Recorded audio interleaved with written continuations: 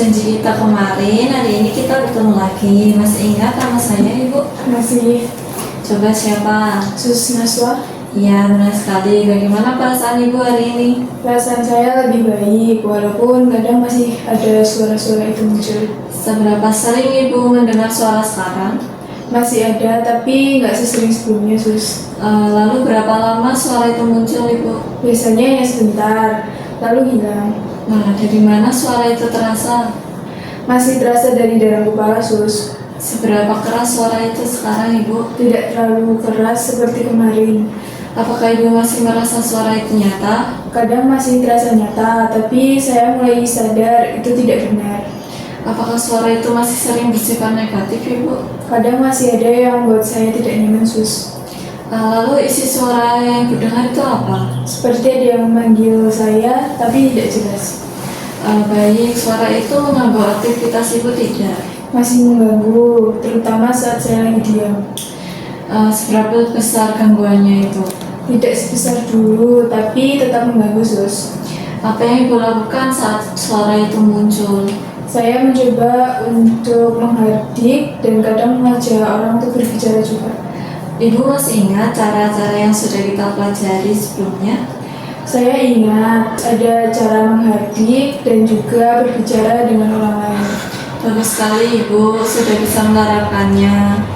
Ya, Hari ini kita akan belajar cara ketiga, yaitu mengontrol halusinasi dengan melakukan aktivitas sehari-hari. Bagaimana Ibu bersedia? ya saya bersedia untuk mencobanya supaya tidak terlalu fokus pada suara-suara itu. Kita berbincang selama 15 menit ya Ibu.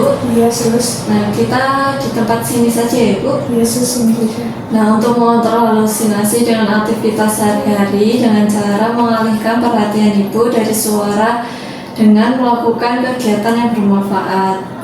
Berarti saya tidak boleh banyak diam ya, Sus? Iya, benar sekali Ibu. Nah, agar halusinasi berkurang, Ibu lebih mandiri dan kondisi lebih stabil. Kalau gitu saya ingin mencobanya supaya lebih tenang. Yang perlu dipersiapkan adalah waktu, lingkungan yang nyaman, dan kegiatan yang bisa Ibu lakukan.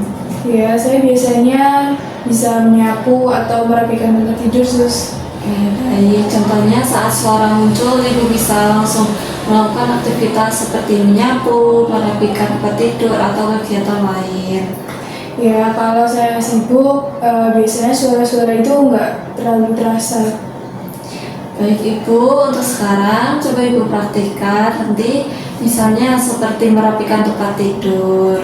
Baik, saya mulai dari melipat selimut dan merapikan bantal ya, Sus. Baik Ibu, ayo kita ke tempat tidur Ibu. Baik, Sus.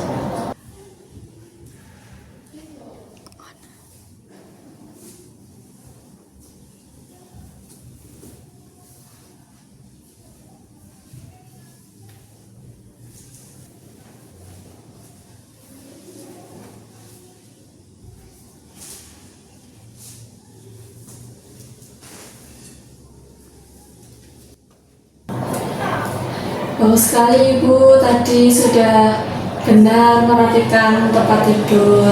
Bagaimana perasaannya Ibu setelah melakukan aktivitas tadi? Saya merasa lebih ringan dan tidak terlalu memikirkan suara-suara itu, Sus. Baik, coba Ibu jelaskan kembali apa yang kita pelajari hari ini. Kita belajar mengontrol halusinasi dengan melakukan kegiatan aktivitas sehari-hari agar perhatian saya teralihkan. Ya, bagaimana cara melakukannya Ibu? Dengan melakukan kegiatan seperti merapikan tempat tidur atau menyapu atau aktivitas lainnya, Sus. Jika suara muncul, Ibu bisa langsung melakukan aktivitas seperti tadi ya Ibu. Ya, saya akan mencoba untuk mengisi waktu dengan kegiatan supaya tidak terlalu fokus ke suara-suara itu. Ya, bagus Ibu, lakukan secara rutin agar hasilnya maksimal. Baik, saya akan berusaha melakukan setiap hari, Sus. Nah, besok kita akan belajar cara keempat, yaitu minum obat secara teratur untuk membantu mengontrol halusinasi. Bagaimana menurut Ibu? Saya ingin belajar karena itu juga penting bagi saya. Besok kita bertemu jam 9 ya Ibu, selama 15 menit. Baik, Sus. Tempatnya di sini saja ya Ibu. Iya, di sini saja. Baik Ibu, kita cukupkan terlebih dahulu. Terima kasih atas kerjasamanya Ibu. Selamat pagi. pagi. Pagi sus.